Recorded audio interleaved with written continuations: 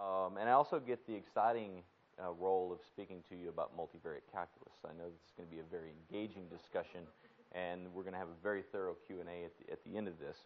But in economic terms, we've heard about a very compelling view from the economic perspective that things are looking up, maybe not as fast as we would all hope, but they're looking up nonetheless.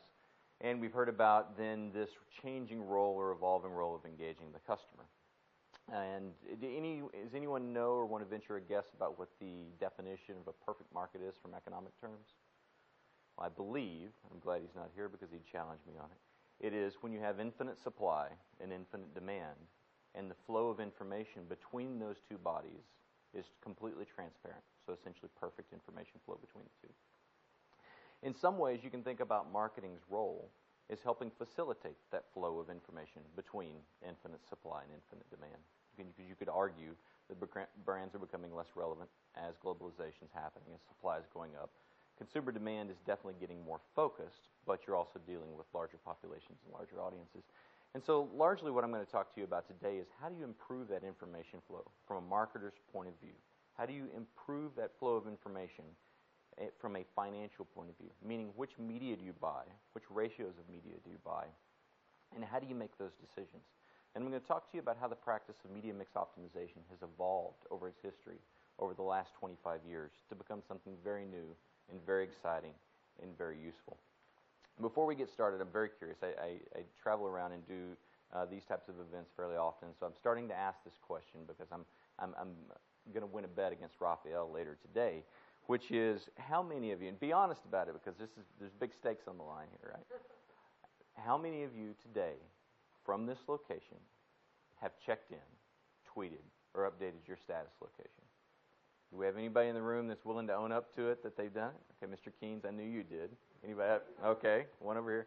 Come on. I know you're all shy about it. Who else has done it? That's it? Really? Yeah. We'll pull up a little augmented reality app here in a minute and see if that's really true. We're gonna out you if we will.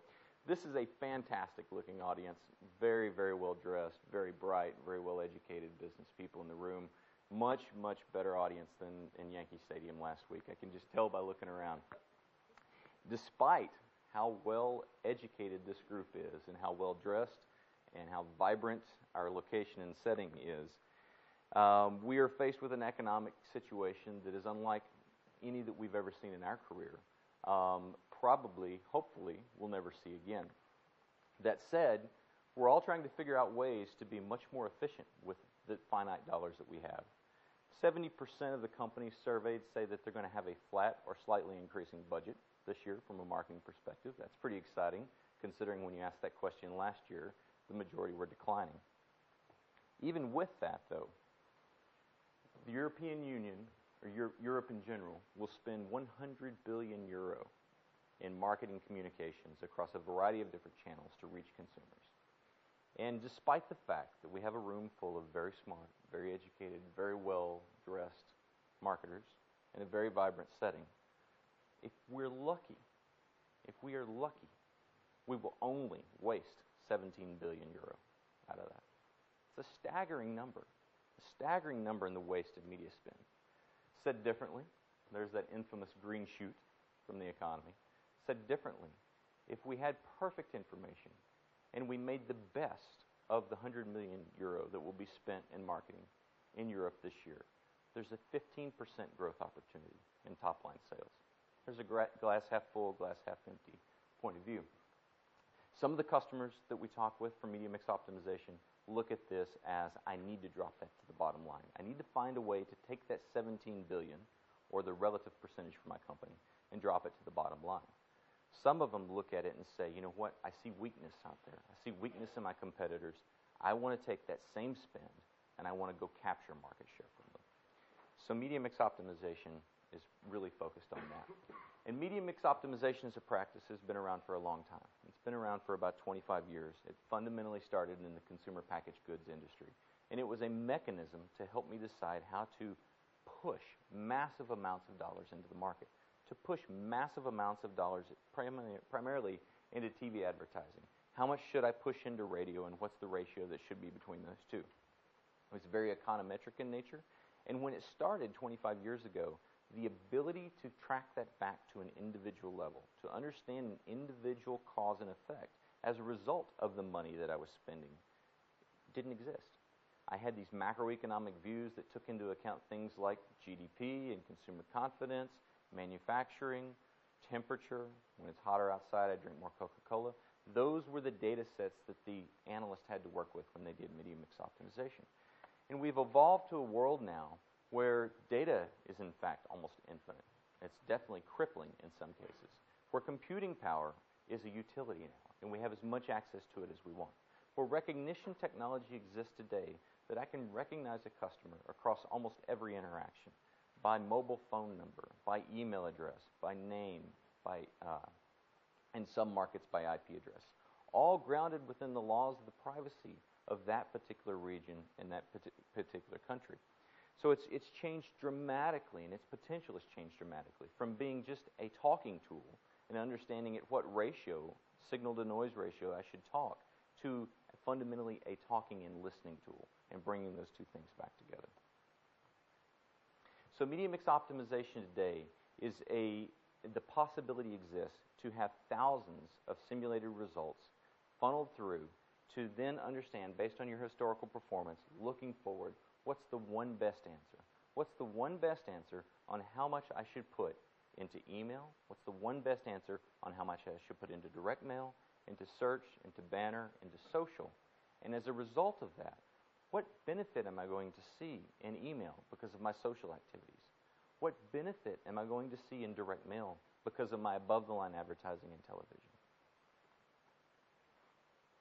Now, I find this one particularly exciting because over the 300 years of human media consumption that we can track, from the publishing of the first newspaper in 1704, 300 years we added 20 major channels with which to reach consumers. Not a bad number. In the last 20 years, we added an additional 20. So we doubled the previous 300 years. In the next 20 years, we're going to add hundreds, if not thousands. Because many of you in the room, some of you who checked in, have an app, or a lot of apps, on your iPhone or on your BlackBerry. Did you know that each one of those apps is typically an island of data about consumer behavior unto itself? It's what Forrester terms the splinter net, or the outer net. Did you know that an increasingly large portion of the internet requires you now to be logged in, i.e. Facebook? And so gone are the days of this anonymity that existed on the web, and we're getting into logged in, de-identified, is the term that seems to be emerging, sessions on the web that are increasingly fragmenting, increasingly more complex to figure out how do I capture consumer behavior into a single repository. So this complexity is going up, while at the same time we're dealing with much more financial uncertainty than we have in the past. So our role as smart, well-dressed business people in a vibrant location here in London is really, in some ways, we have no better odds than walking up to Monte Carlo or Vegas and bellying up to the table and saying, you know what, my media budget this year is going on black. I mean, that's really what it feels like in many ways. If we follow the methodologies of the past, if we follow the approach to media mix optimization, which is more of a talking tool as opposed to a listening tool. So I would suggest to you that you need a better approach to that, and that your approach should be much more strategic in nature and take advantage of this deluge of data that is available today, and to apply hard science to that, to apply science that will allow you then to predict where that media should be spent, and to take advantage of that recognition technology to be able to tease out the interactions between the different medias, and to understand the benefits that you get with your email marketing because of social. Media mix optimization, though, however, is much more than what would be a one-time analytics study. And so many of the companies that I go talk to have done media mix optimization for years. They typically do it on an annual or a quarterly basis. And they often catch me to the side as they're going, and they say, you know, you talk about companies getting between 15 and 30% better deployment of their media budget. What's the real secret between the companies who get 15 and the companies that get 30? Because we've done a lot of these studies, and there's always some really insightful stuff that comes out of them. But the problem that we run into is that as soon as the analyst leaves the room, the email manager turns to the direct mail manager, or the direct mail manager turns to the banner ad person, or the banner ad person turns to the social media department and says, well, obviously there's a problem with our attribution. The fractional allocation of how we're attributing your media versus my media is just fundamentally flawed. Because honestly, look, if we look at these results, it says that we should quit doing direct mail. We all know that historically that I've driven the volume of sales for this company. And oh, by the way, if we follow what this guy just said, then I don't get my bonus this year, and you do. And that really can't happen, right? So it's fundamentally a change agent that has to happen, or a change agent that's being applied to your company, in that KPIs and compensation structures are also having to evolve around the customer life cycle as opposed to channel-specific performance. And so you have to think about media mix optimization as a progressive or recursive learning capability that you're installing in your company.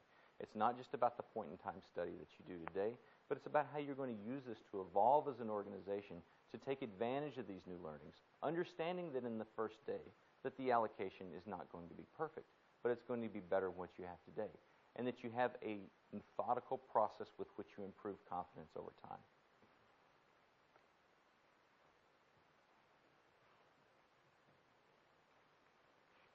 That's a neat tool. All right, so what do we see the best practices in marketing for media mix optimization in the companies we work with? Really, it's 6 key components, and I'll go ahead and paint them in. The first is taking a step back and doing a reflective discovery of not only business goals, but the channels that you're in today, the data that you have, and then secondly, then taking a view of how you glue that data together. Now, just a few years ago, this notion of single view of the customer was about a master data management project. It was an IT project. And it's one that probably many of you are still in the queue for, 24, 36 months out, where I'm going to bring in email response conversion data with sales data, with direct mail data, with banner ad spend, and maybe we'll even think about bringing in some social media data and keyword tracking, but I doubt it because we can't get the first done, to more of a logical view of the customer, using recognition technology to logically glue together those data sources, which instead of being done in 36 months can be done in 3, as Stephen indicated. And then on top of that data, a much more granular, much more complete view of the data than you've ever had before, applying modeling. Now, the interesting little secret in here, since we have none of our analysts in the room, and hopefully we have no customer analysts in the room, and if not, you'll relate, if we do, you'll relate to this comment, is that analytics in the past and media mix optimization in the past have been as good as the analyst interpreting the results. Just like economic predictions have been only as good as the economists that are interpreting the data. The reason that is because just like in the economic data that Dennis talked to you about, the marketing data has been very spotty and very incomplete. Anytime that you have data that's very spotty and very incomplete, the analysts go through all these unnatural acts to be able to explain the difference of what happened from A to B. And they create these elaborate stepwise functions that take you to a complete picture of what you think's happened. And any time that you do that, you're making a variety of assumptions. And again, those assumptions are only as good as the analysts that are performing them. So what I would suggest to you is that the people that are getting it right are getting it right not because they figured out a better approach to the mathematics. They're getting it right because they have got more complete data sets to work with. They're using this logical capability to glue those data together in a more granular way, to recognize customers across all of these different interactions in a more granular way, and the math doesn't have to be as good. So there's an inversely proportional relationship with the marketers we see getting it right and the amount of data that they have and the sophistication of their math. The better the data, the less sophisticated the math. Once they get to the modeling stage, they realize that media mix optimization is much more than bar charts. It's much more than pie charts about where my spend should go and the wonderful sales result that I'm going to get as a function of that. It's about taking that optimal spend data and actually driving it to implementation. It's about aligning the KPIs and the compensation structures of the email marketing manager with the banner ad because you understand that there's a symbiotic relationship in those two ways to reach a consumer. It's about aligning the sales activity at the retail store with the above-the-line media activity. And it's about incenting your acquisition department on customer lifetime value as opposed to gross ads for a dollar amount or a euro amount. The reason being is because acquisition departments today are fundamentally paid on the number of customers that they add for the lowest dollar amount. They have a very short reflective cycle, and they understand whether they're winning or losing in 30 or 60 days. But what we don't understand is that massively successful TV campaign that I just did, it was very successful in a 60-day time frame. When I play forward for 6 months, but those aren't really profitable customers. And then when I play forward for another 3 months, half of them are walking out the back door. If I applied that more reflective view of customers and across their life cycle, was the media that I spent up here really that successful? Most likely not. And most of the organizations don't have that reflective capability to look across the customer life cycle. What that means is the way that this group is rewarded has to be much tighter linked to the way that the cross-sell upsell group is rewarded, and much tighter linkage to the way that the attrition prevention part of your organization is rewarded. Therefore, looking at this as an organizational change type of philosophy. And then constantly testing and tracking. That whole notion of really instilling that culture of recursive learning. And we all think about recursive learning as direct marketers, and we think about A/B testing, and we think about whether this cell is going to outperform this cell. And that's on a campaign or an episodic basis.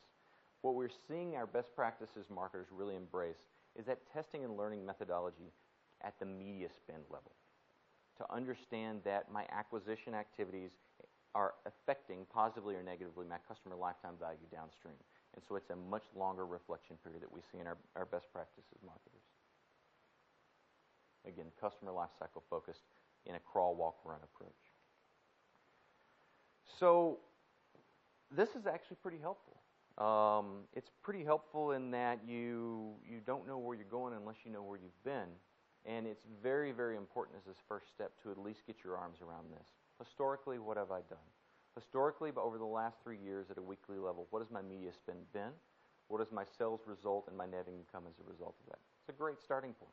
One that you can glue together fairly quickly using a logical view across all of this data.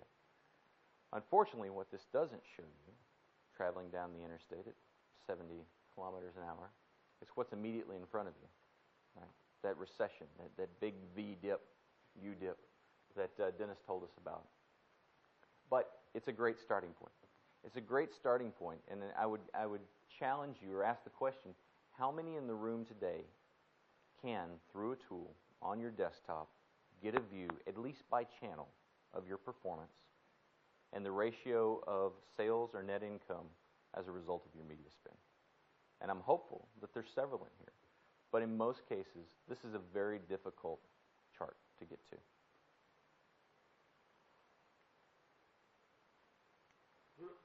Once you have that historical view, you can begin to think about the relationship of cause and effect.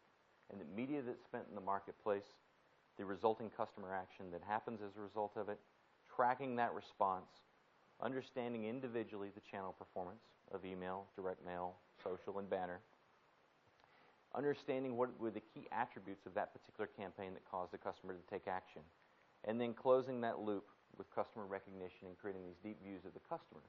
To get you on top of that historical data, the ability then to go back and impose constraints. And this is where the smart, educated marketers that we have in the room can be exceptionally powerful. Because if you have that rearview mirror of what's happened in the past, and you have that rearview mirror then that begins to tell you the relationship between your different medias and the relationship that has to customer lifetime value, then you can much more accurately deal with the constraints that are imposed by either the marketplace or by your leadership. Because we've all had the CEO who walks into the room and says, budget's going down 5% this year, but I've committed to the board that we're going to grow by 7%. So I need you to find me 7% of incremental revenue on the exact same spend. Well, that's a constraint that you have to deal with. But if you've got the historical part nailed, and if you've got the relationship between your medias nailed, that's a constraint that you can model out fairly straightforward. And then we all have the chief operating officer, if we run manufacture or work in manufacturing sector, who walks into the office and says, listen, I don't care what he says. I know he's promised the board 7%. But let me tell you a dirty little secret. If we don't do 1 million units this month through our factory in KL, net income is going to go into the river. So I need 1 million units of sales that are going to go through this particular factory. It's another real constraint that we would be much better prepared with if we had the historical information loaded into a tool, if we had the relationship between our different medias nailed, and we knew the impact on sales and the impact on customer lifetime value. These constraints, our ability to deal with them, obviously are based on the direct marketing experience that you have in the room. They're based on normative data that we've collected over a period of time about which consumers respond best to which channels. And you can be built upon the propensity and the likelihood that they're actually going to purchase a particular product or a particular brand. Those types of tools are available today, available in real time, and would make our lives as smart marketers much easier to deal with the business constraints that are imposed upon us, which would ultimately get us to a view. When I layer in those constraints, when I layer in the fact that I'm going to have a flat budget or it's going to go down by 5%, and that I have to increase overall sales by 7%, and that has to be done using 1 million units through a factory in KL for product X, and I layer that against my historical, a tool then that will give me a view of what my media should be in each of these respective channels. And as a result of that, what the resulting customer lifetime value will be. And this is really the first step on the journey. Because when I have this, then the question becomes within your organization, how do I believe in this data? How do I have the confidence that I'm going to bet my next round of media buys on this alone? And that's where you move into the concept of piloting and improving your confidence in the models over a period of time by measuring actual versus forecasted, and then slowly truing up the results. What media mix optimization also serves as is a fantastic diagnostic tool. And so many of the companies that apply this tool find out very quickly, the model will predict to them that my response rate on email is 2%, my response rate on direct mail is 0.5%, my response rate to TV advertising is at 17%. And when you look at that model, simply put, what it would suggest to you is that you probably should direct money away from direct mail or email. What it doesn't tell you is whether you're actually good at direct mail or email. And that's where this notion of channel accelerators come in. This notion of being able to look at your most valuable customers and to understand that they're much more responsive to email, and that perhaps you're just doing it poorly, because when compared to others in your industry, the average click-through rate is 15%. And so the ability to bring in that exogenous data and that social influencer data then to help diagnose specific problems will offer you a kind of a proven playbook then to fix individual problems that are uncovered by media mix optimization engagement. So I'll give you a couple of real-world examples of companies that are doing this well. A global insurance company, they've solved the first problem. They needed a net income gain. And so their net income gain was, after applying media mix optimization, we're in phase 3 of implementation with this company. The first 2 phases were really about the reflective period, figuring out the data, getting the first models in place, having the models make some predictions, and then piloting against those predictions so that we could improve confidence. Well, the piloted predictions proved to be very accurate. And so they have now went into a national rollout based on the media spend that's projected here. In the first quarter, they experienced a 17% reduction in media spend with no resulting decrease in sales. We're shooting closer to 23 in the next go-around. But this is a company that took that money, that 17% reduction in media spend, drove the same sales, the same net income, therefore dropped that 17% to their bottom line. For a more optimistic outlook, and back to our green shoots, we've got an airline that's getting exceptionally aggressive. And they believe that this is an opportunity for them to go claim market share from the competition. And so what they took the philosophy of is, I'm going to spend the exact same amount, and I want to go capture more ticket sales. I want to go capture more passengers as a result of this. And what we're projecting in phase 2 of this is that they're going to get an 11% uptick in their sales as a result of their media mix optimization and varying the ratio of TV to email to banner advertising. So I'll leave you on a thought, because a parting thought around how do I get started? How do I begin to fund this? almost always when we do the reflective period of assessment, there are some best practices of things that you can just immediately shut down that almost always fund the initial analysis. We typically see that there's a redirect capability from above the line to below the line, meaning TV, radio, and print, to banner, SMS, and social, that ranges between 3 and 15%. Now, all of you in your organizations probably have massive above-the-line media spend compared with your below-the-line media spend. So 3% of 600 million euro is a very, very big number. And it goes a long way to either improving top line or padding the bottom line. So media mix optimization can very much be a self-funding journey that moves you closer to customer centricity. So, in closing, media mix optimization, a few things to remember about its evolution over its 25-year history.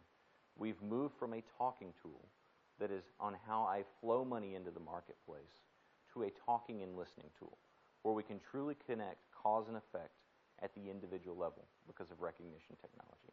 I can understand the relationship between TV and direct mail in ways that I never have before, and that the companies that do best at this are the companies that embrace this as a change initiative, and that they know that they're going to have to work on this philosophical debate about fractional allocation over a period of time, and that they're going to have to bring their stakeholders along with them. They're going to have to slowly evolve the way that they incent their email, their direct mail, their social media departments toward a common set of KPIs and a common set of goals. And they view this as a 24 to 36-month transformation.